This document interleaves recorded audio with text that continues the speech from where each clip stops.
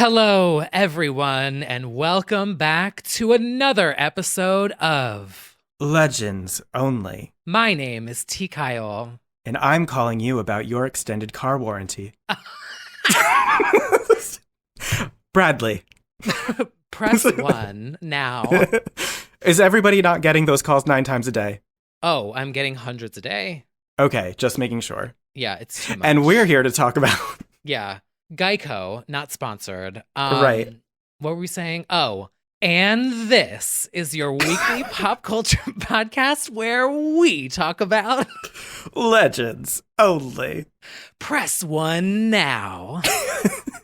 I can't. It's also, oh, by the way, so everyone listening knows, which if you're listening, you can't see it because this is a podcast, but Brad and I can actually see each other now because, should I just tell everyone what I learned? Yeah, you should. So today I learned that you can take FaceTime calls with your camera from an iMac. You know what? Everybody learns at their own pace. That's what that is. I don't know how you... What was that? And I genuinely do not know.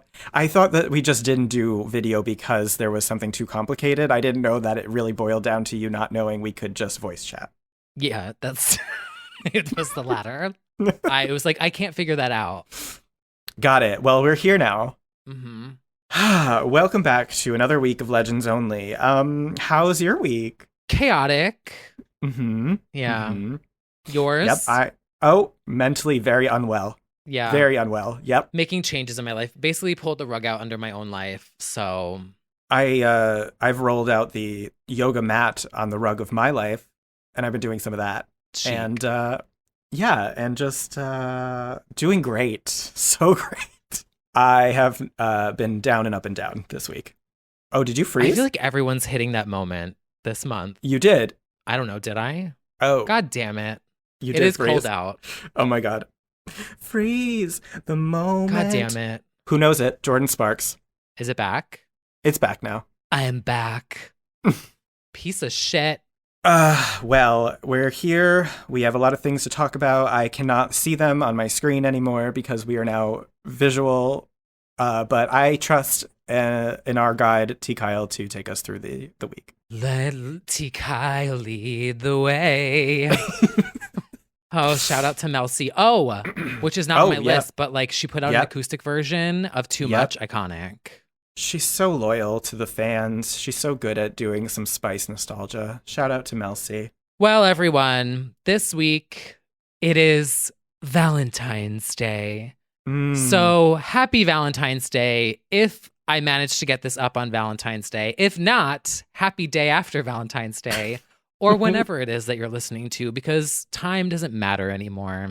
Yes, we hope you had a very special Valentine's Day. Have you been planning anything yourself, T. Kyle? No. The fuck would I do? Oh, I start my new job. My first. That's right. Well, my second day is on Valentine's Day. We love to see it. Yeah. Yeah. No, can't say anything's happening on Valentine's Day. The only thing I'm fucking is crazy. So I think... Oh, that's his name. Where's he from? Who knows? I think I actually did pick up Valentine's Day pretzels. That's about where I'm at. They are X's and O's. Oh. That's where I'm at emotionally on Valentine's Day. Really putting the O in O. X's and O's. Yeah. By L. King. Yes. There's no plans. There's no joy. There's no happiness here. But we no will love, no hearts. No. I just have to bring it up. It's not on the list, but everyone, and by that I mean gay men, have been doing this prompt on Twitter, which is, show us when your body was the most fire. Have you seen this prompt, this Twitter prompt? I did, and I almost submitted to it. And would you like to know what I almost put? I hope it's what I'm about to say, which somebody did. Of me? Oh, then it's not. Oh. Just to reiterate. I was going to tweet the scene where the little kid throws Chucky in the fireplace. And he's like, this is the end, Chucky. And he's like, and he throws the match in, and Chucky's like, ah! He's was literally on fire. And I was like, Me. Me. Me when my body was on fire. No, the one that won for me is somebody retweeted it with just a single cover image of Christina's Your Body. Oh. Because your body is on fire. You know what? I'm just taking this as an opportunity to shout out Christina's Your Body right now. Lotus. Lotus, buy it Available now on vinyl. Vinyl at Urban Outfitters. Not sponsored. That's right. Not sponsored. Yeah, I won't be participating in that challenge. No, and it's not really a challenge so much as it is like we're using a prompt for an excuse to just post just post your selfie and go. It's just we don't need a how or what. We're so bored. We're just like post a picture of you now and your favorite tree. It's like, well, let's just start making prompts. We really should. Me now, favorite Jersey song.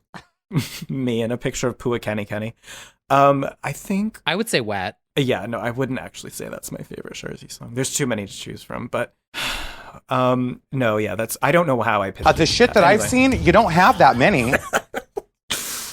Anyway, lead the way. Oh, speaking of Twitter, I also would like to clarify one of my tweets because I realized that last night I tweeted something that was like very was a tweet taken out of context? That's never happened. Well, I think fairly so. I was like, I looked back at it and I was like, oh, it was very I swam with her husband vibes, and I was like who did you swim with? I said, playing League of Legends with the married downstairs neighbor who wants to top me. How's your pandemic going? Oh, I missed that. And then I was like, wait a minute, this could be taken anyway. So which way was it meant to be taken? The point was that I was playing League of Legends, which is a video game, with my neighbor who is in another apartment in the same building, and he wants to top me, but like it's not happening. Like I wanted everyone to be very clear that there's like, no, I'm not a home wrecker. Got it. Well, I would. Are they not open? No, they are, but I'm like not participating in that. Get out of then my you're house. Definitely not a home wrecker. Yeah, I looked it back and I was like, oh, wait a minute, everyone's gonna think I'm a home wrecker, and they're also. I don't gay. think that. Well, I don't. Yeah, I don't think that's how it would be interpreted, but I'm glad you're finally speaking out on this. I need to put the record straight. That's right. I'm glad we've finally broached this topic. Well, we've still not spoken at all about what we have on our list yet, I don't think. No. Okay, great. Yeah. Well, anyway, it's Valentine's Day. Actually, speaking of not being on the list, I'm going to throw another curveball because I feel like this year we all need self-love. So, speaking of prompts, Brad, why don't we both name something? What is like our favorite? Did you talk to my therapist right before this call? Yeah. Okay. Mm-hmm. She was like, sis. Oh my God, sis. No. So what is something that you are most proud of about yourself? Actually, let's go even further. Let's do one prompt, favorite physical feature, and then favorite thing about yourself in general. And I think everyone listening should do the same thing. I bought myself flowers this week, so. That is beautiful, actually. Mm-hmm. Favorite physical feature. This is really putting me on the spot here. I like my V, actually. What's a V? Like the V, like the cut under the by your hips. I thought you meant like this, like the V like that's a V-neck, like under. no. It's like I think I have a good V because I did karate and I did crunches as a kid, and it was drilled in me to have abs very young, I guess. Can't relate. Or maybe the better answer is just my eyes. Behind these hazel eyes. People ask me what color my eyes are. I genuinely don't know. They change all the time, or I don't have no. But I guess they're nice. What about you? My legs. Yes, you're like the Tia Coffee of I don't know where I'm going with that, but she also is very leggy. I don't know what you were implying. I was gonna say the Mariah Carey of the two of us, but well, both of you need to insure your legs. That's for sure. Honestly, I should. Gottmik blessed me with fantastic legs and a flat fucking ass. Like, I really lucked out from like the thigh, yeah, the femur down, and then everything else is just like flat. So I would always like mine to be bigger, but I wouldn't. Yeah, do those squats, home squats. That's what everyone says, but that hurts. I don't want to do things that hurt. Yeah, you got to work. Everything else hurts. I don't want. So one thing that you liked about your body, available now on iTunes, and then what was the other? Just like your favorite thing about yourself in general. Like what's something you're proud of or that you love about yourself? My sense of humor. I think that at the end of the day, if you can't cry, you gotta laugh at it. So I feel like I always ultimately find the funny in things, even when I'm having multiple panic attacks a week, maybe. So I feel like it's gotta be the funny. Thank God. I mean, I really wish I was a full-blown himbo and just like smooth brain, no thoughts, head empty. But unfortunately, I think, and then that leads to problems. But what does himbo mean? It's they say it's like the boy version of bimbo is himbo. So like it's a stereotypical like not deep, just like does push-ups and has no thoughts. So like all body, no brain. So where does the H come from? Himbo, like he, capital HIM. Oh. Anyway, I was going to say mimbo, but then I was like... Mimbo, yes, it could be mimbo too. Or a thembo. We are accepting of all bows in this house. But no, sadly, I think, unfortunately, therefore I am. But what about you? I think I really love my curiosity, even though it drives me crazy sometimes. But like... And kills the cat. Yeah, literally. One day it will. When I go out, I hope it's like iconic because it's going to be something where I'm like, oh, I just wanted to get, I don't even know. That's dark. What I meant to say was like, I'm very curious and I always love to figure out how everything works. Everybody has one. Yeah. Yes, curious. Available now at Kohl's. I agree. You are very curious. That is a good thing to have. It's to always have a zest for life or an interest in finding something more. That's a good And then thing. there's the little ginger one that is just full of useless information about manta rays. Literally, though, I could go on a spiel about manta rays if you want. I don't, but it did remind me that the way I do want to go out is by being eaten by a shark. If there is any way, if I could make that possible, that would be great. Okay, well, next summer, everyone, if we get vaccinated. See? Fingers crossed. I finally Do you think get eaten sharks by a can shark. get cornova? Can you imagine a shark wearing a mask? Yeah, I could. I could too. And I think they should. I think it's irresponsible. Like, do you think all the fish are like sitting in the ocean and they're just like those fucking idiots up Talking there? shit about sharks. Yeah. Look at them fucking maskless, like raw dogging the ocean like that. God. Literally, like Ariel's like, I no longer want to be where the people are. Oh, no, yeah, I'm glad we've determined our favorite body part, personality type, and way we want to die. Yeah. Happy Valentine's Day. Anyway, well, we hope that all of you listening are loving yourselves this year the way that we love all of you. And we would just love. like Teresa. Oh my God, that sneak peek of Jersey this week was iconic. Mm-hmm. I can't say it in here. It's very inappropriate. This is a G-rated podcast. But we would also love to shout out our Patreon Legends Only fans. Thank you all so much for supporting us now for over a year. Thank you all. We have so many bonus episodes there. We have new things coming in the future as my new schedule gets sorted out. I have my first week on my new gig this week. And then once things get sorted out, we've got things... I have a little bit more time. So Time, Love, Joy podcast. So that's right. Yes. Thank you all for chatting with us there. Patreon.com/legends only. Now, everybody say love. So Paris Hilton this week threw a curveball with oh my God, a new music video inspired by Valentine's Day with a song from 15 years ago, Heartbeat. So if in case anybody wasn't aware of the news cycle, everything, as I tweeted, has felt so distinctly mid-2000s/2007/tabloid frenzy era that to have Paris Hilton just jump out and be like, by the way, buy Paris on iTunes is just like, where are we? Like, time is a flat circle. I mean, I love it, but it's like, it was the furthest thing from my mind. And so, of course, Paris would come out in the middle of everything going on. Yeah. Brand new music video. She looks snatched. She looks snatched 15 years later after 2006 Paris, which is an album that we will get to for a deep dive and we should be doing soon. A great one. The legendary Billy Steinberg co-wrote that song, who's worked with Madonna, Whitney Houston. Oh my God. And it's basically a Time After Time by 80s ballad. If you haven't heard it, you better get on it. You've had 15 years. It's so good. And the video is just, it's an ethereal Paris Hilton fantasy, forest nymph, glitter bomb, disco ball. I love the fashion. Glitter look. Absolutely. Her boyfriend Carter's in it. And she said in the interview with Paper that she's been listening to old demos from that time. And because the album was supposed to have sort of a rock pop edge at first, like with Jealousy and Screwed, that there are songs that she's thinking about bringing out of the vaults. I'm like, hello, please. We're here. And You'll she did also say be alone.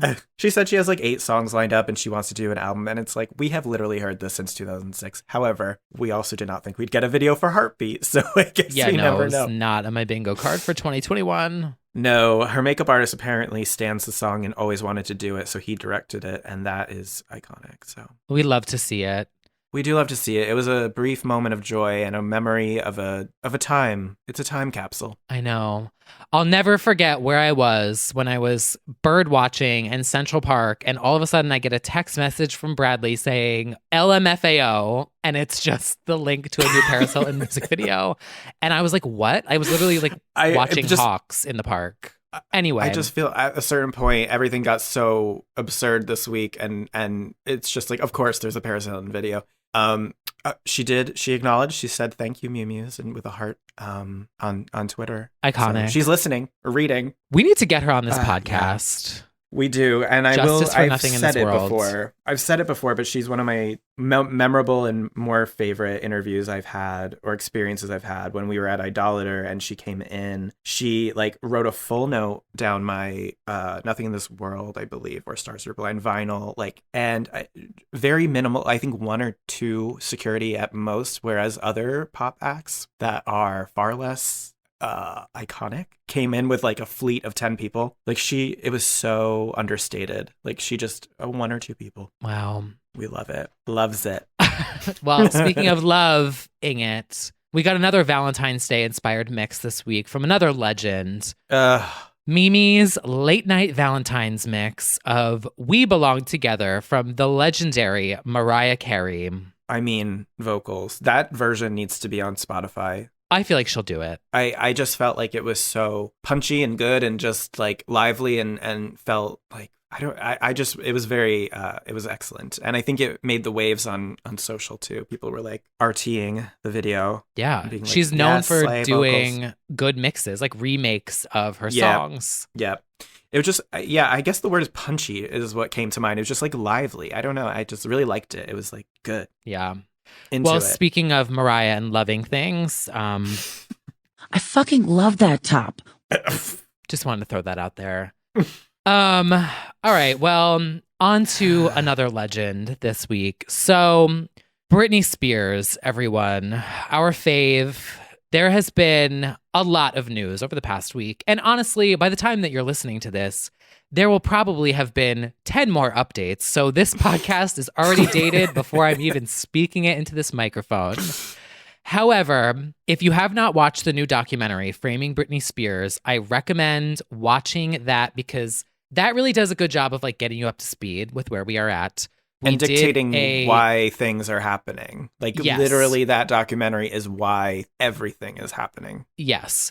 So we did a review of the documentary last week on last week's episode. Overall, it's pretty much at a fever pitch. I'm going to run through a couple random things that happened over the past few days. And then we will discuss one of them in more detail. So Sam Asghari, Britney's boyfriend, called her father a dick, quote, a dick.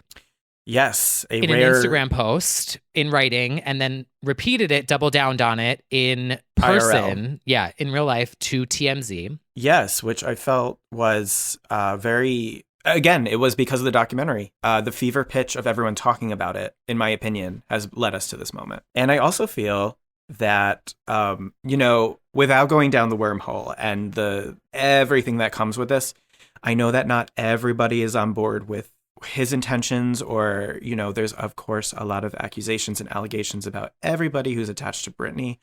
I would just, for my personal sanity and just in this present moment, like to believe that he's on our girl's side and is a good person. So for this, I feel like it was a good thing to see him standing by Britney and, supporting her. So if we're going with like what we can see from far away, I'm like, this seems good to me. I agree. And I also like that he said, I'm not going to go any further because I respect her privacy. Like it was... Yeah.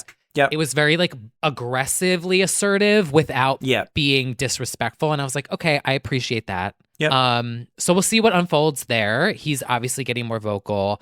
There was also another incident where someone impersonated Jamie Lynn, Britney's sister, in a Zoom rally and was telling people to stream Swimming in the Stars. I got a few DMs about this, and then I was like, oh, is that real? Like, I don't know if that's a real thing. Like, yeah, it was on TMZ. Yeah, and then I saw that Jamie Lynn posted an Instagram story. Oh, that's right. Where she was like, that was not me. So that was another incident that happened.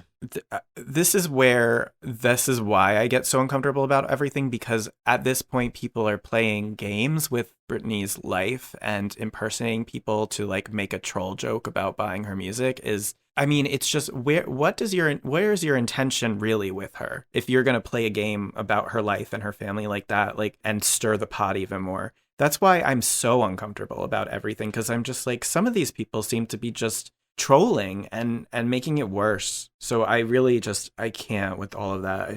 God, it's really just the focus should be on supporting her needs and wishes. So did not like that. Yeah, me neither. Also, like Jamie Lynn has been so supportive of Britney, so to do that to her, I know. Well, of course, we have the like there's equally noise around her and questioning her. So that's that people don't necessarily love her so much anymore in the narrative. And I really, I have no idea anymore. I've lost the plot, but I can say that I feel like this just confuses matters and makes people more upset. So I don't like it. I just would rather focus on Britney's desires. So yeah. I agree.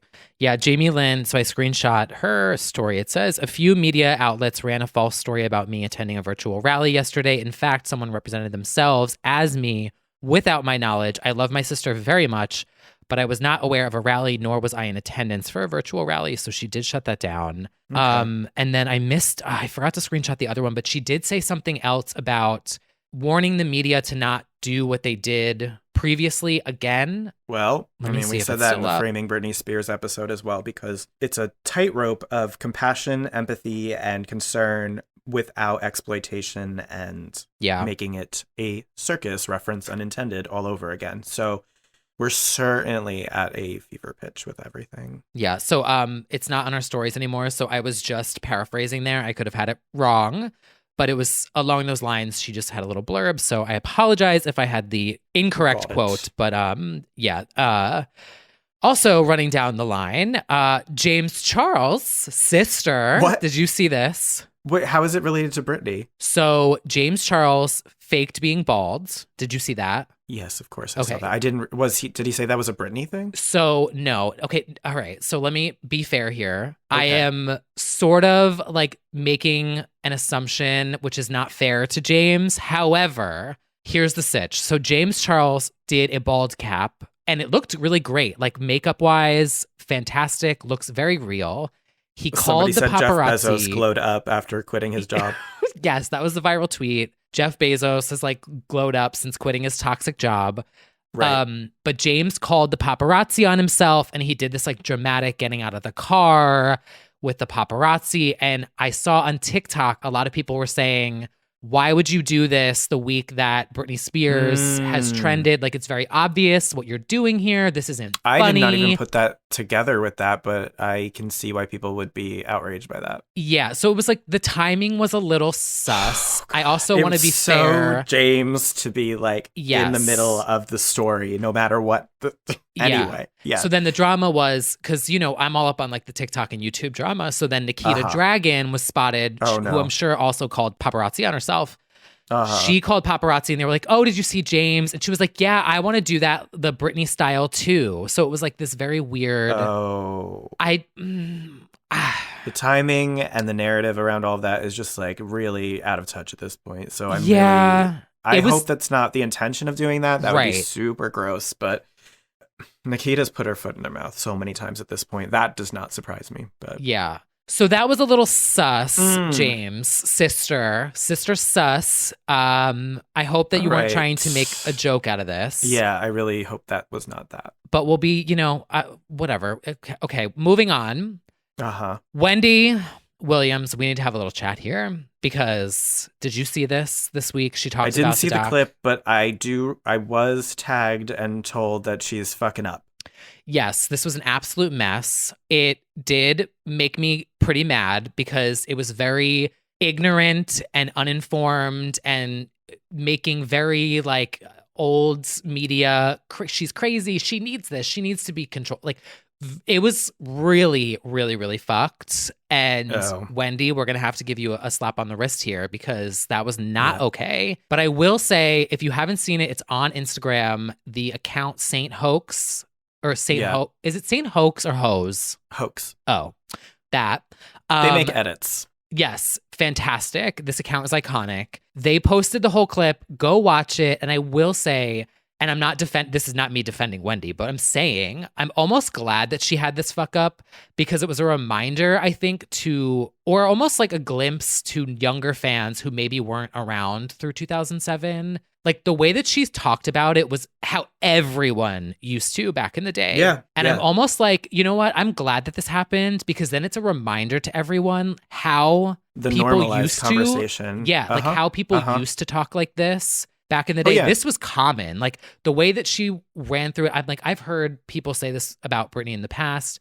So I think it was good because then it was a lot of backlash and people were like, this is not how you talk about mental health. This is not the words that you use.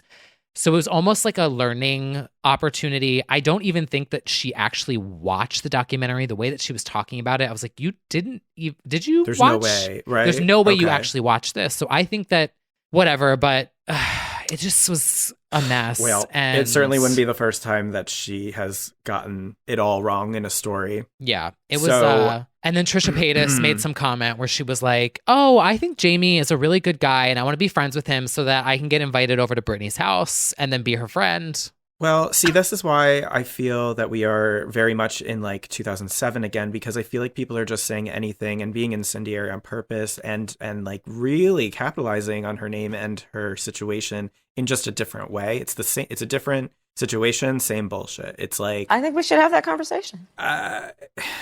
It is astounding what this society does to her specifically, like over and over again. But ultimately, it comes down to Chris Crocker, who got it right and who I feel is like a good representation of like an OG fan of, the Leave Her Alone got him so much shit back then. And then to turn around and have this happen again is just like points yet again. We're made, are made, will always be made. And I believe Chris uploaded a video just sipping a drink and just being like, I'm not saying anything. I'm just sitting here. Like to be like, I was here already. I already said this shit. And Chris did not lie. So she's here got we a are point. again. Once again, I think, And this was just the short list, by the way. I kept a lot off. I was like, there's so many other things that happened, but I was like, you know what? We can't even get into the weeds here because... Well, I think what we can say, at least, and if we are going off of her wants and needs, like there was one defining court moment that made headlines, which was that Jamie's request to only be sole conservator was denied, and that there is the Bessemer Trust is co-conservator, which is seen as a small victory, I believe, for Britney in fulfilling her wish. So it seems still like baby steps. Like I don't quite understand how we are in February, and I feel like that request was put in months ago, and it's all so slow. And what's the quote? It's like the wheels of justice turn, but they're slow. That was not. I think someone said it's it like somewhere. The arc of justice is long and curved. I don't know. I don't know. It seems no. But regardless, in trying to take a very serious situation and just send her our love and support as always, and continuing to root for her to get exactly what she wants and to be happy in her life. Yeah. As we and always if wanted. The story, which I didn't even add here, if the story is true that she's working on speaking out in some way. Right. Then there is a story that she is working on a documentary with a female filmmaker that came out as well. Do we believe that? So I don't know, because I feel like we get a story about once a year that there's a book coming, and Once Lord a day. knows yeah, and like we have all, it's like kind of an inside joke among fans, but not really, that like Britney said, and for the record, like she'll have a good mysterious book one day. And even though that was like an offhanded comment, I do believe like we basically need that or want that. And so book, documentary, whatever. The most frustrating part of all of this is like we're always dancing around, interpreting, speculating somebody who we're just begging, hoping that she'll speak for herself and want her to speak for herself and have the full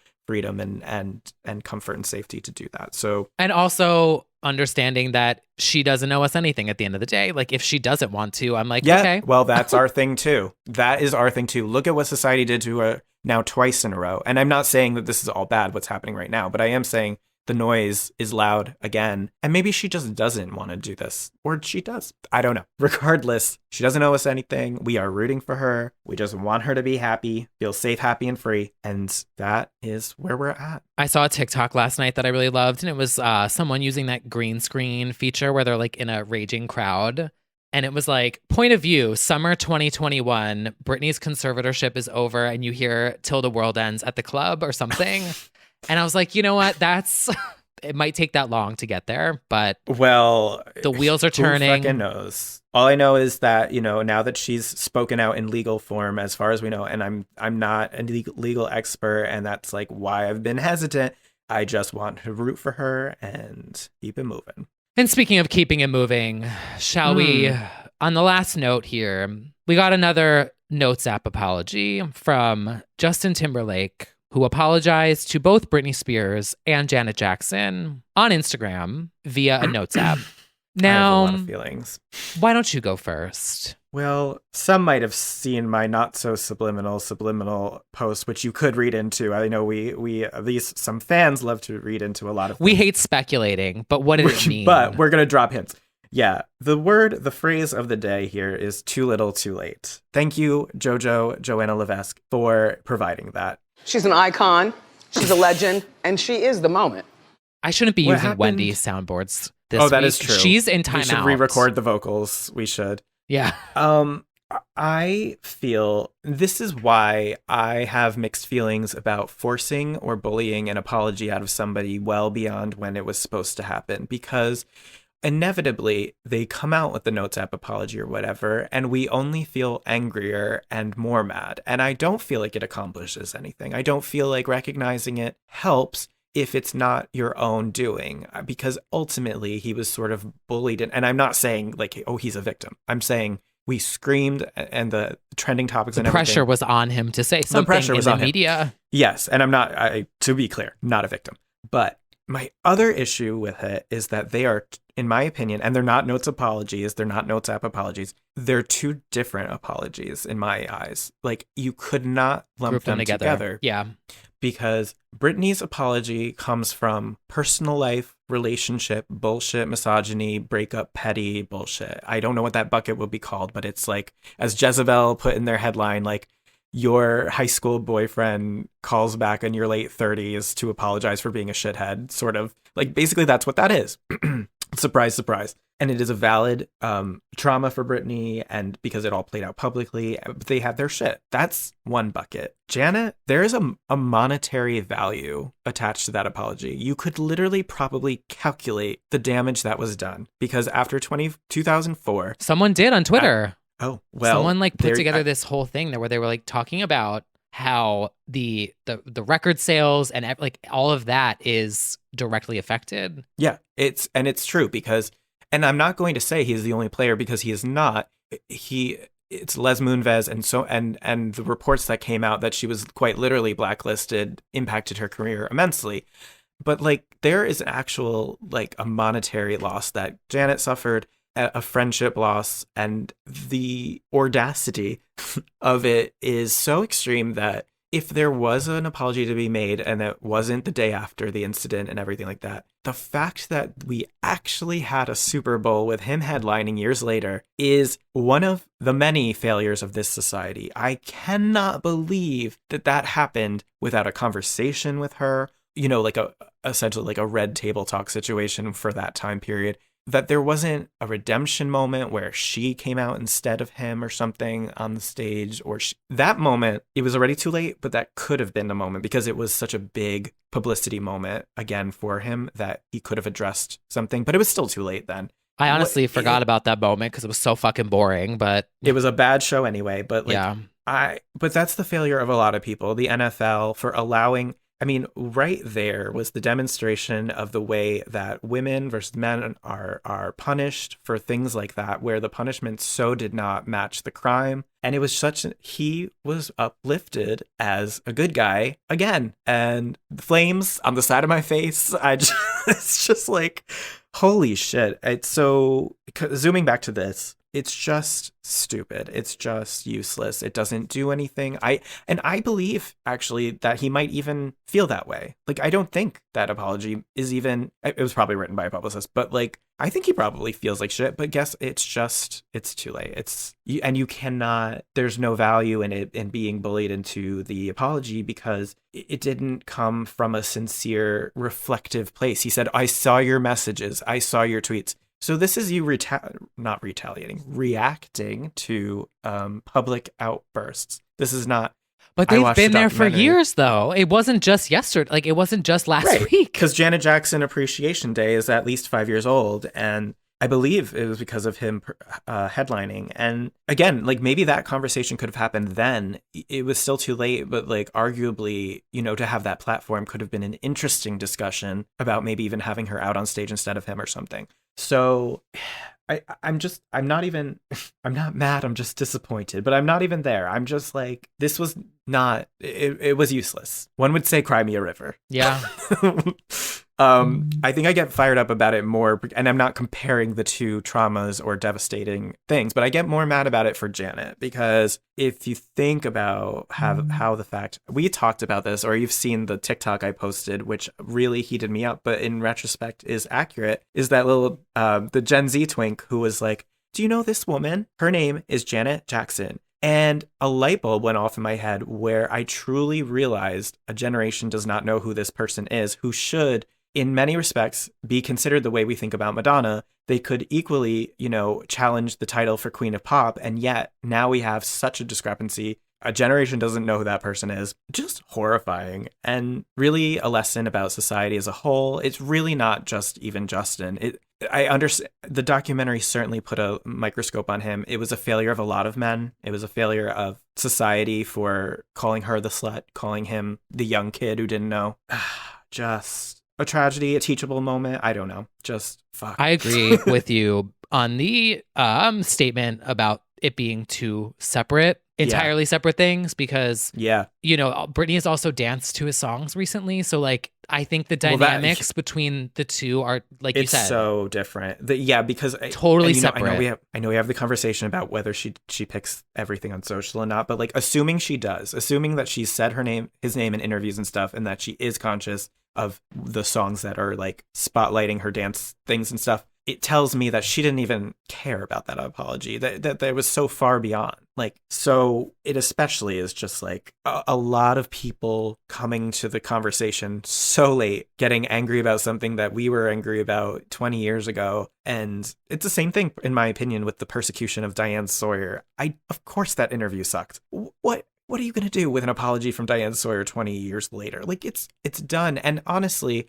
as we continue like calling out these terrible interviews and jokes and things like that, it's not just Britney at all. Like, we saw the Lindsay Lohan one go viral. Like, oh yeah, the Lindsay Lohan one with David Letterman is on Twitter right now, getting a lot of pickup. It's like, I think we're just not realizing that was the way we spoke to women. That's the way we talked about pop stars. That's the way. And it's so much more than Britney in that respect, because it's like, yes, that Diane Sawyer interview was awful. And also many of them were about many pop stars.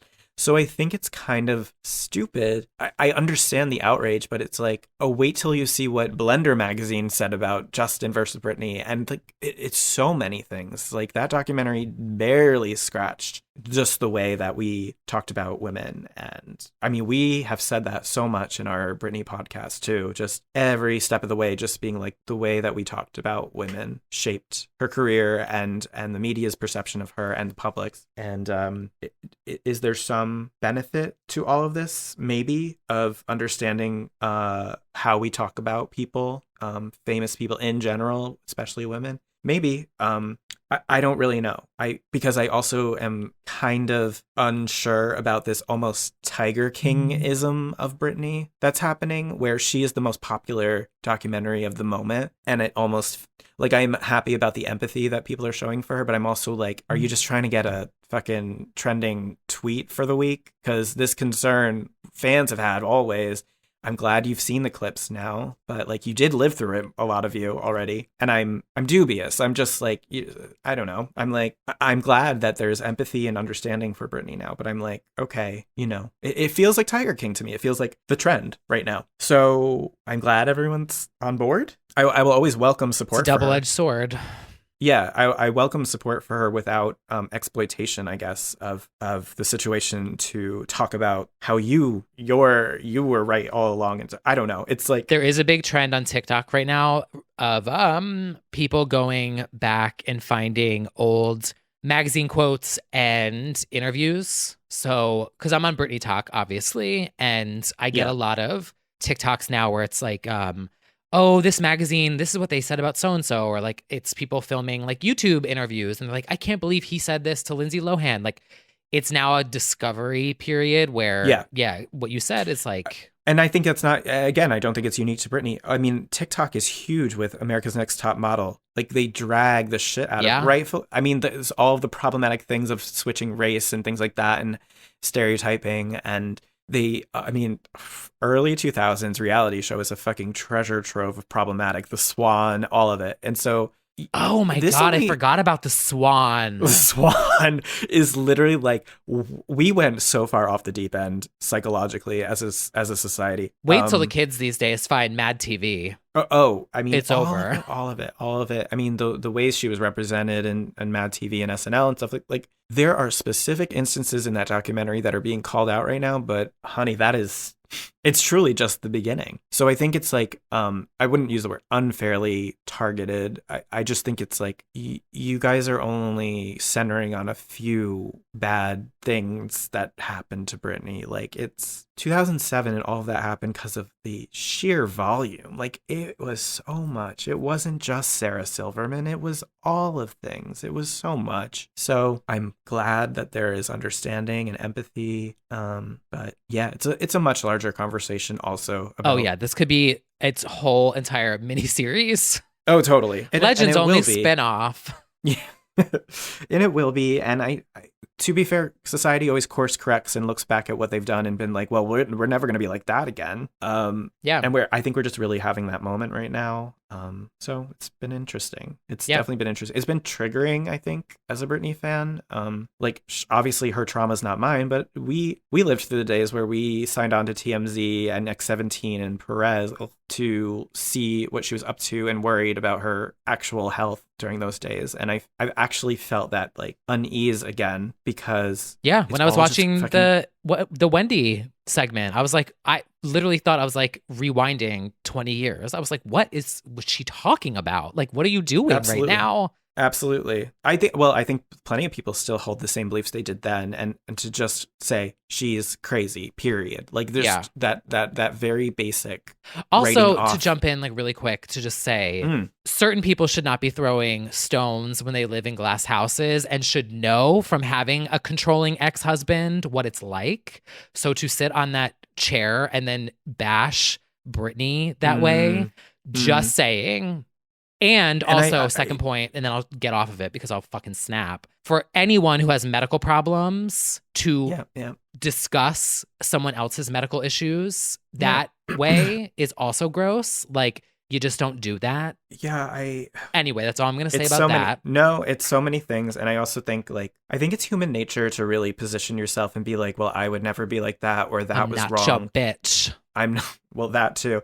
But I think a lot of people are kind of reconciling the fact that, oh God, did I add to that? And, was I part of making those jokes too? And it's a bad feeling. So you want to call out other things that happened to her. When really, it is a giant generational societal reconsideration and reckoning of all the ways that we were. And none of us are really excluded. And so that's not a great feeling to be like, wow, yeah, we are part of a society, And there's a lot of opinions about this topic. So yeah, absolutely. So I feel if there's any like sort of light at the end of the tunnel, I feel like I'm glad that people sort of understand her situation better, have empathy for her, understanding, and hopefully are listening to her and her desires and what she wants in her life. And so I hope that helps accommodate that very explicitly. So that's basically where I'm at. Once again, as somebody who wants to stay away from her as a stranger, but also support her as a fan. Yeah. Well, going back to the Notes app, because you had mentioned Sarah Silverman, who did also apologize to Britney this past week. That is true. On her podcast. Going back to the Justin Timberlake Notes, I tweeted and I said, posting a Notes app apology that is most definitely written by someone else is laughably pathetic and extremely insincere, but that's just my opinion. And I still stand by that. And I'll say this. I actually disagree with you a little bit on the too little too late. I kind of feel, not specifically about Justin, I sort of come from the mindset of I can appreciate an apology and anyone who's willing to like go out and recognize a wrong, try and correct a wrong, admit it and come forward and like own up to their shit. If they say something wrong, if they do something wrong, I'm always open to that whenever that is. However, my problem with this incident specifically, that was like my generic, like how I feel about apologies in general. Because, in my own life, I've had people who've been homophobic for, almost 20 years in my life. So, you got to be open and you got to be open to forgiveness and hearing people out when they're willing to evolve and grow. However, with this, why would he not apologize when video and audio and podcasts exist? In my opinion, it's because he did not actually write this. And that's my biggest issue with this, is that these Notes app apologies are, to me, the newest like catfish. Like, I don't know if you actually wrote that. I don't know if you actually feel that. I don't know who wrote that, who posted it. You could be literally logged out on vacation for all I know.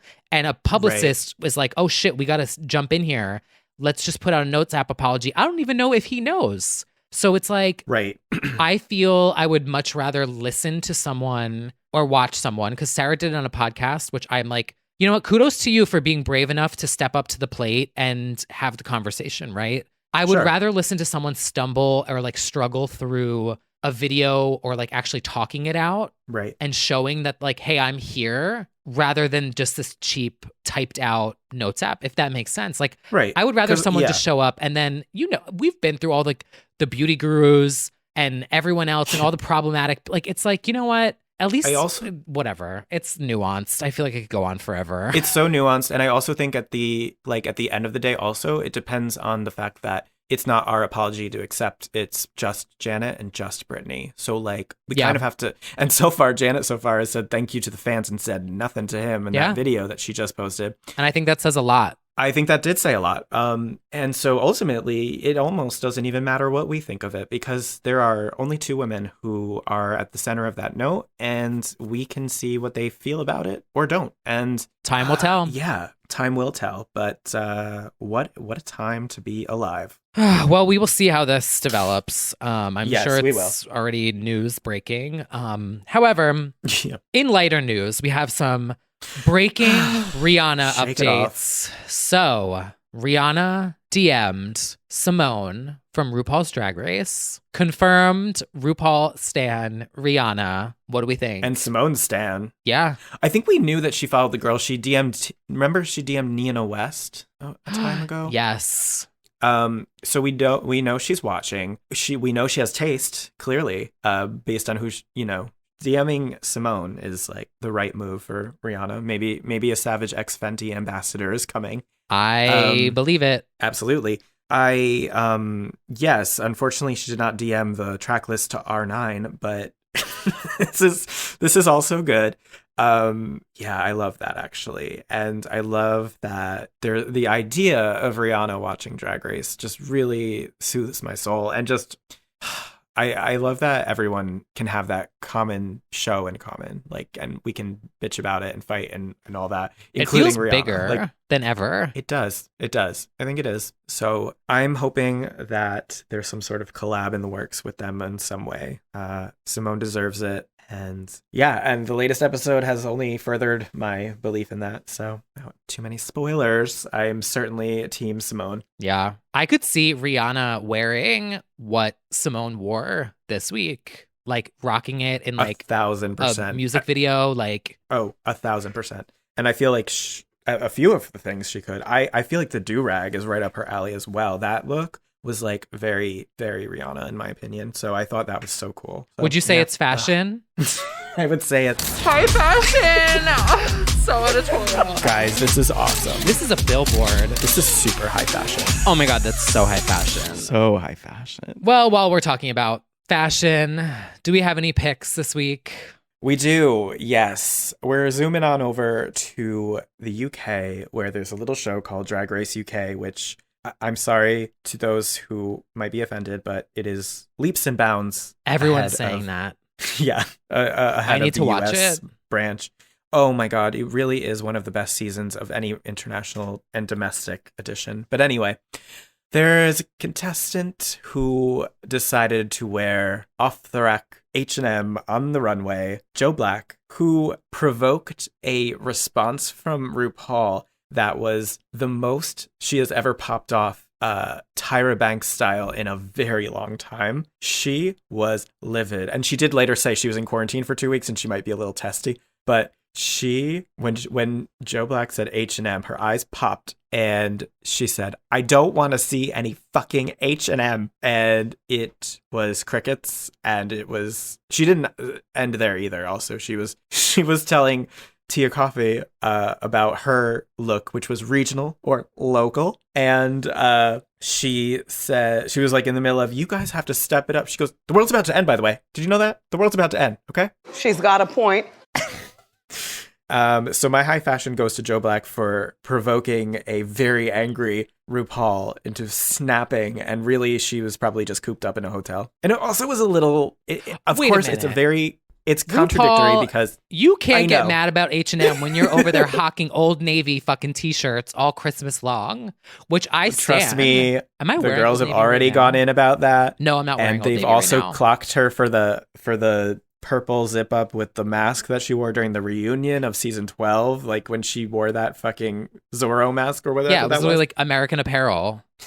I stan Old Navy, by the way. Don't take that as an insult. No. Like, Old the other Navy thing that people were Nistas. calling out is that, people have already worn things like H&M and ASOS and other brands on that season. And so it was just like a little extra, but it was nonetheless great TV. Well, my pick for this week from the US version goes to Gottmik, who wore, in my opinion, a Christina Aguilera microphone stand inspired anal bead getup.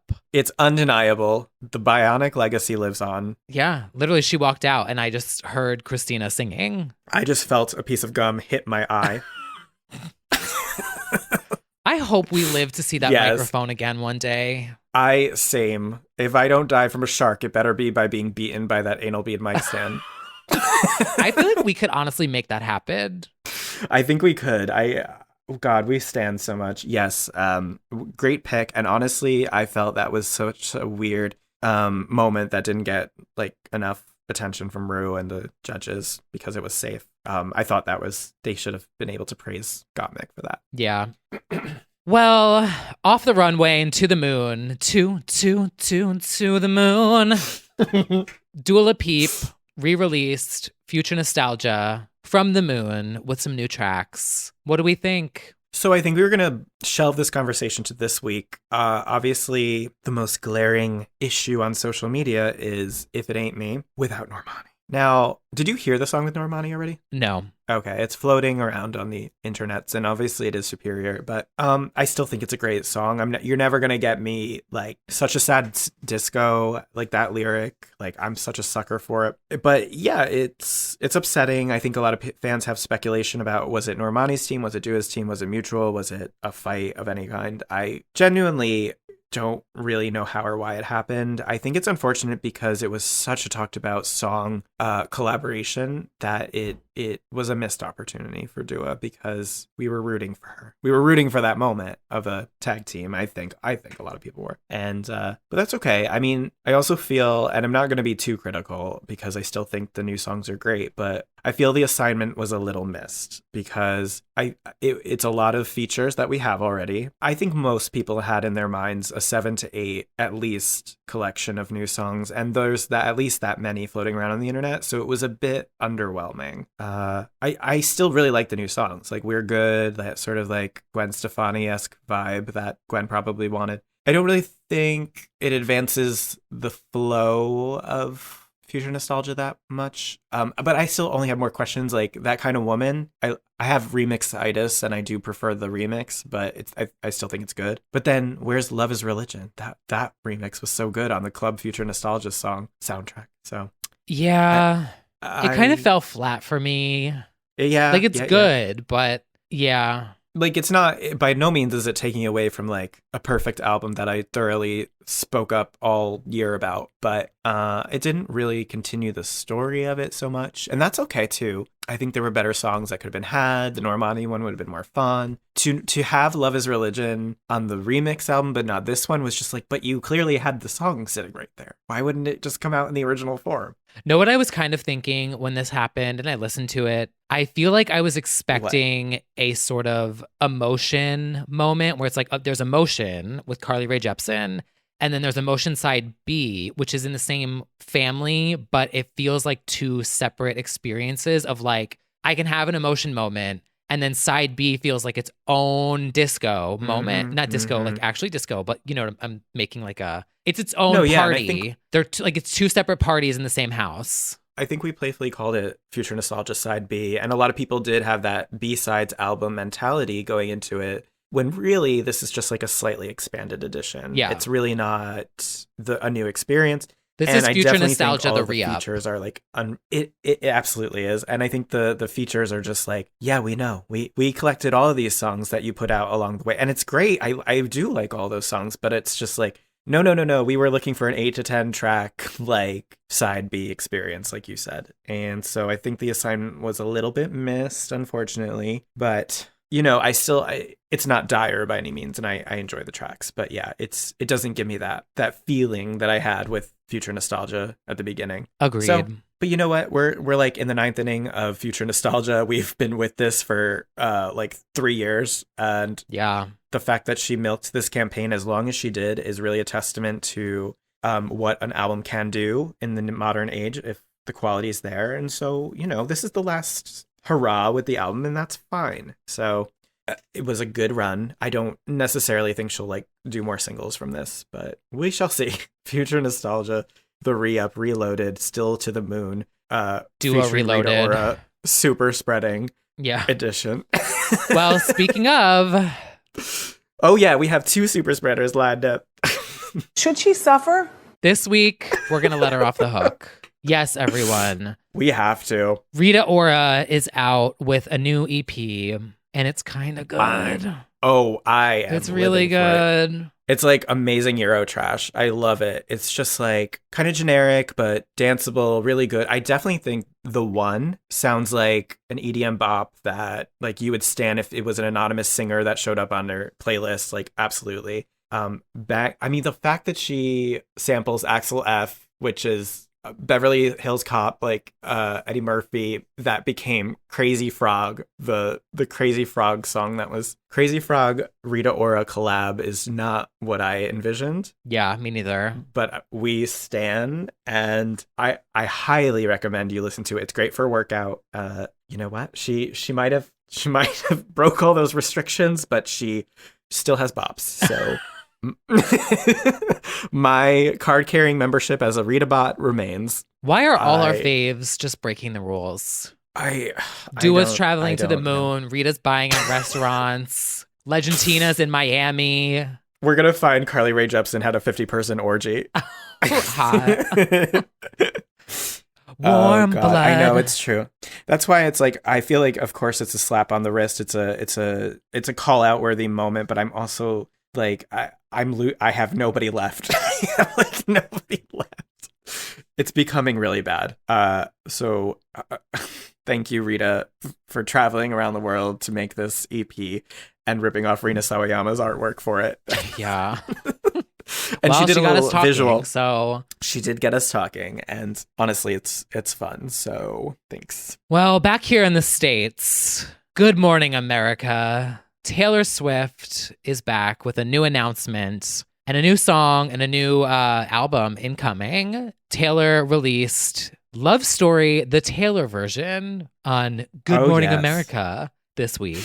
What do we think? I think, well, we talked about when she was planning to do the re-recording. It's a boss move. It's powerful. It's power bitch moves. Is another power bitch moves. This is another one of those nuanced conversations where it's like music industry practices, contracts, legalese, and just basic morality all combined, where it's like, technically what happened there was allowed. Is it the right thing? You know, like, is it that she doesn't get to own her masters anymore? Morally, no. It's like, it's horrible. It's like, we all feel like that's upsetting. But does that happen to so many artists? Yes. However, she's taking control of her narrative by re-recording the albums, starting with Fearless, starting with Love Story. And I was really interested to hear if she would actually change it. But I listened to her interview and she said that she tried to remain faithful to the original. She had the backup, same backup singer, but she has her touring band with her who've played it a million times. And so that was very special to her to like combine old and new. And that really I wrote about it and I said it in my post that like, I'm fairly new to the Swiftie table. Thanks to Sam Lansky for getting me on from Red onward when I lived with him, but I was never diehard. So like, we will notice a half note change in a Britney song 20 years later. To me, it sounds like nearly identical. And I think it should, because if you want to support Taylor as a diehard fan, and so she gets her full coins, like, you'll want to listen to her re-recordings. And I think you want to retain your memories of the song as best as possible. So like, if she did like a down-tempo trap version of it, you're not going to listen to that, because it's like... I would. Well, for different reasons. I think she should go electronic. She should go electronic. But you know what I mean? Like, you want to support her and have it feel like it did. And I feel like she really still hits that emotional high of that last chorus and everything. And I had no memories of this song growing up. I remember I did cry once to 15 in a car alone when I was in college. That's an overshare. But Love Story was just sort of like an inescapable radio hit to me. Like, wasn't actively looking out for it. Yeah, I admittedly don't know most of Fearless and Red, which I'm going to get ripped for admitting that. But no, because we're about to explore them in the re-recordings. Yeah, I thought it sounds great. I think she sounds fantastic. It's a good mix, but yeah, like you said, I was like, oh, this sounds like familiar. It's not like, it's not, I wouldn't say similar, but it sounds familiar, where it was like, oh, okay, this is nice. And I love that she did the visual nod to really the cover. Love the beat. Great beat. Yeah. Really, it's a love story, baby, just say yeah. My remix. I like the cover, the nod to the original cover. I'm interested to hear the full new recordings, which come out in April. And she also sweetened the pot, because of course she did. And I think this is why she's so genius, is that not only did she do the re-recording, but you're going to want to listen to it, because she added 6 songs that were never released before that also tell the story of Fearless that she felt that she wanted to the first time around. So of course you're going to listen to that. And then all of a sudden, the value of her original catalog is going to keep going down, because you're going to want these re-recordings. She's a boss, definitely. And, the fierce thing is, like, you click on Spotify credits, it just says song by Taylor Swift, performed by, it's all just her name. Everything. It's very intentional. Very intentional. And it's pretty cool to see. And so I'm into it, and I'm excited to hear, especially the album, which I barely know, and the new songs, which I definitely don't know. So same. Yeah. Well, Taylor, we'll see you this spring. Yeah, we will. And on a final note, we will also be seeing a new album from Allie and AJ soon, which Thank God. I don't understand this fully, but like all I see is, okay, so it's a bunch of letters, and all I see they're at the end is tits. It's ATOTBGYUOYFGYOA tits. What does that stand for? That is the name of a condition that you feel after you hear a potential breakup song. I don't know. Wait, is it really a medical word? No. A tot bug tits. Yeah. No, they're revealing it's going to be a very long title. They're revealing it slowly. Oh, that's not the title. Oh. Oh, I thought it was like a medical condition. Oh, no. Oh my They're God. like slowly like Wheel of Fortuning it. Oh, it's one of those things where like a letter means something. What's that called? I don't even think it's that. I think they were slowly unveiling letters if I'm not mistaken. And unless it is an anagram for like a full. They're going Fiona Apple when Iridocyclitis. Do you remember that vine? Let's just call it that. Iridocyclitis is what it's called. Yeah. So look forward to, let's say what we think it's going to be at the open trail. Bring gaze. You openly. Openly doesn't start with a U. Oh, I didn't. You ugly. Unbelievably openly yearn for gross yarn or on Allegra Cole's traits tits. In the sea. Can we do a deep dive on Allegra Cole? Speaking of tits, we need to. We definitely. A Cole Industries on Legends Only. We'll really go left lane. We really will. Another businesswoman. Yeah. So wow, that was a lot. Yeah, it was a long episode, long week. Whew.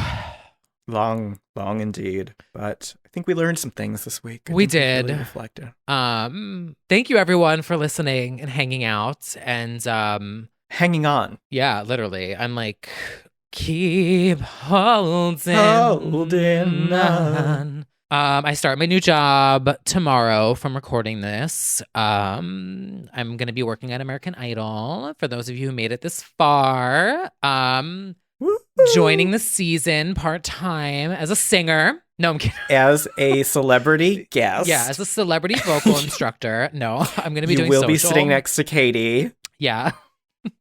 My smile era is incoming. It really is. Yes, this is very exciting. And now we'll be able to get all the inside tea on what Katie's doing backstage. And get her to wear the fucking black wig. Every time she does, people go crazy. Yeah. I'll see what I can do. We just love that teenage dream feeling. I know. She's a good judge. She is. She does good TV. Yeah. She's there for a reason. She does well. Well, it's going to be a very exciting next few days for you. Yeah. And thank you everyone for sticking with us as we go through this next transitional period of the podcast, of my life, of my career, trying to figure it all the fuck out. And I'm just barely grasping to reality at this point. So thank you, everyone, for encouraging. Well, Brad, good luck. I'm gonna need it. I had a moment today where I was like, I miss doing this fucking podcast in person. I'm so sick of that shit. I'm so sick of it. As our TikTok fave said, I just want to go to I would kill someone to go to a fucking concert right now. Oh my God, an icon. Oh, we need to do a TikTok. I'm also obsessed with that woman who's like, hey guys, I'm going back to Jersey, bitch. Yes. She's literally me next summer. She's literally you.